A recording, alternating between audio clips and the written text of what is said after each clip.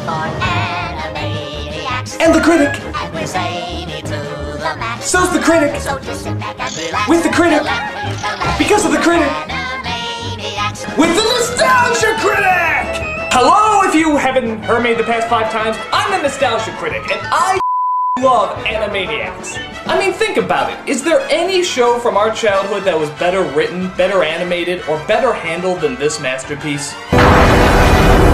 Okay, that was pretty good. But Animaniacs was still incredible. What great jokes, what great music, what absolutely unforgettable characters. And today, I'm paying homage to one of the greatest shows ever. And if I'm gonna do it, I'm gonna do it right. In this corner, co-creator, writer, producer, and story editor, Tom Ruger! And in this corner, writer, producer, story editor, and voice of Slappy Squirrel, Sherry Stoner! And in this corner, writer for Animaniacs as well as Freakazoid, Choppy McCann! And in this corner, writer for Animaniacs as well as the voice talent of Mr. Director and Freakazoid, Paul Rudd! And in this somehow 5th corner, voice talent of Skippy Squirrel as well as the son of Tom Ruger, Lenny Ruger!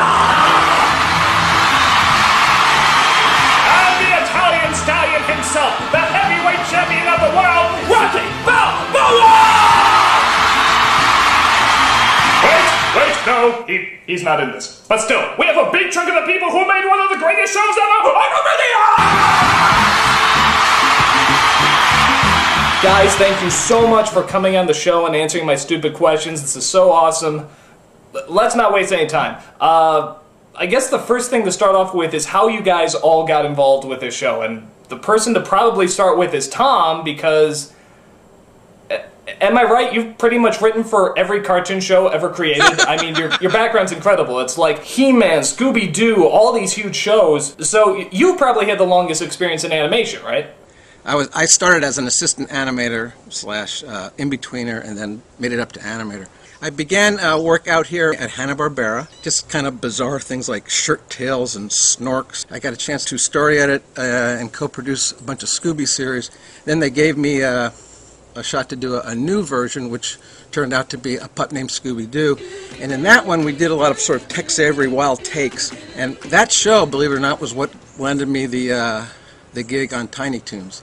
I started out as an actress back 100 million years ago, and I was in the Groundlings. I performed at the Groundlings. And a friend of mine at the Groundlings asked if I'd be interested in maybe writing a cartoon. This was for Tiny Toons, actually. So I'd never written anything before, but I'm a huge fan of the old Warner Brothers cartoons. So I got hired on staff for Tiny Toons, and Animaniacs came along, and I jumped at the chance to develop that along with Tom Ruger and everybody. Growing up, it was either sports or being funny, or being preyed upon. So I chose funny.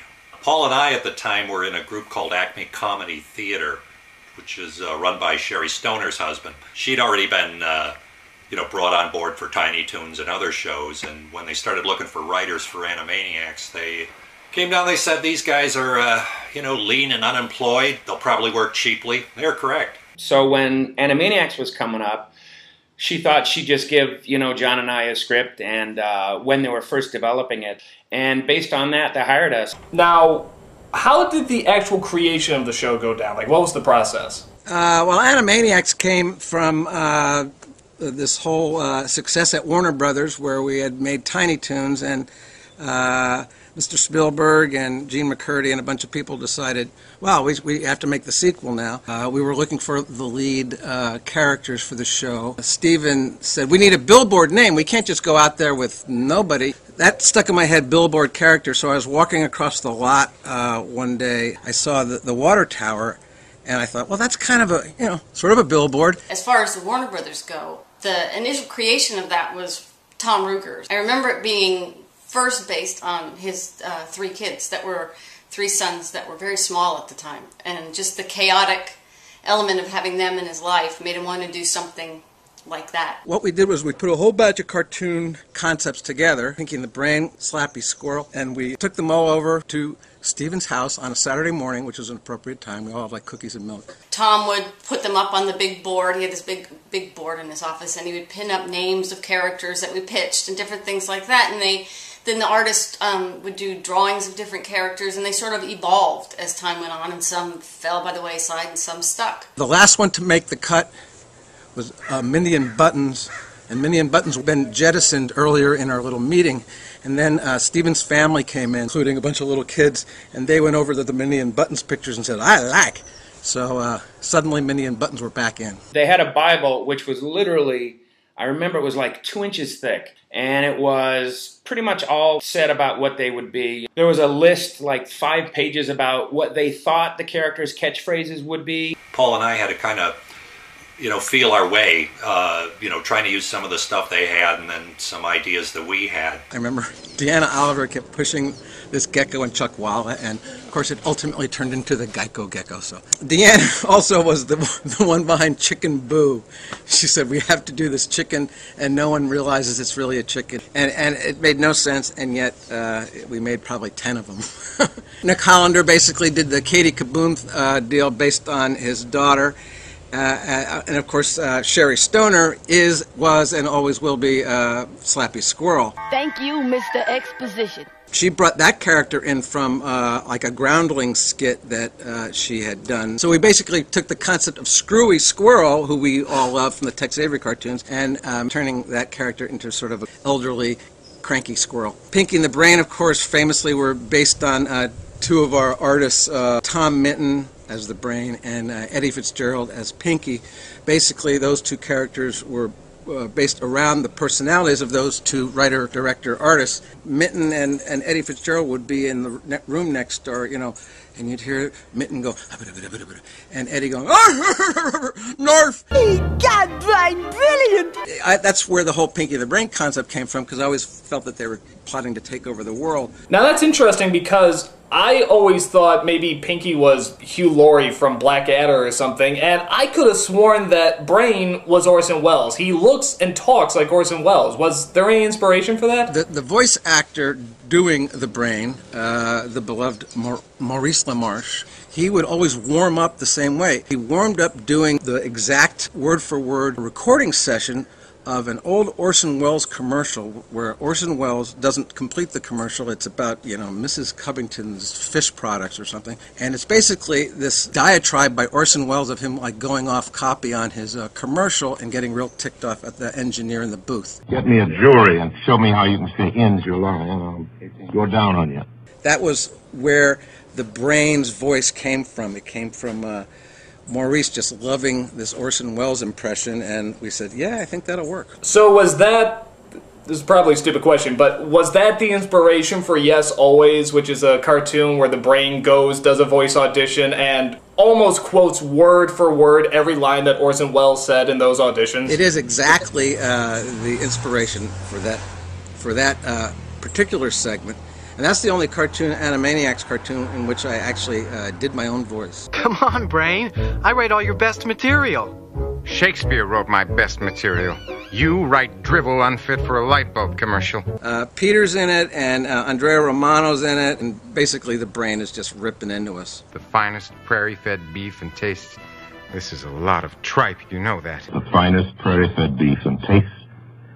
This is a lot of you know that. Now, your son, Nate, was the voice of Skippy Squirrel, which of course is a huge part, but on top of that, maybe even more iconic, he was the voice of Baby Plucky from Tiny Toons. And I can tell you right now, everybody in my school was always quoting the potty years. We'd always see, "Wanna go down the hole?" Wanna go down the hall? And I'm wondering, Nate, how did you get into this? Was this something that you really wanted to do, or did your father force you to do it, or how did it work? I came to the voice of Baby Plucky because of my youngest brother, Cody. Cody was 2 or 3 at the time, and he was the inspiration for Baby Plucky.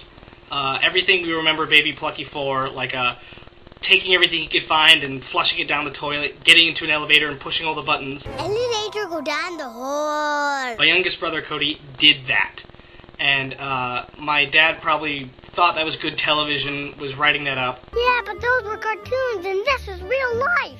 Don't tell him. He might crack. I was the lead in our first grade production of You're a Good Man, Charlie Brown. So my 7-year-old brain registered that as, oh, I'm going to be a huge actor someday. And I just begged my parents to take me to like every type of like audition for movies and theater, and some reason they encouraged me. I had to get him out of the city, away from all those bad influences. You mean like peace and love? Exactly. So at that point, I think it was a no-brainer for my dad to ask me to do kind of an impression of my younger brother Cody as the voice of Baby Plucky. And so that's pretty much how I got my first job in show business, by making fun of my baby brother on national television. I knew that I could get my kids to perform it the way I needed it to be. So it's a kind of almost a control thing that my prob.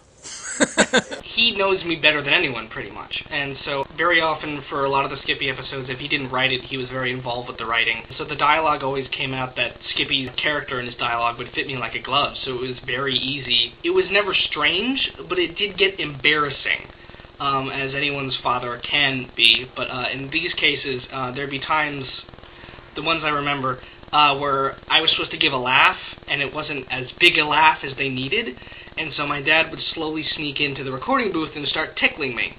And there I was, like, giggling like an idiot with my dad tickling me in front of this room filled with Hollywood professionals.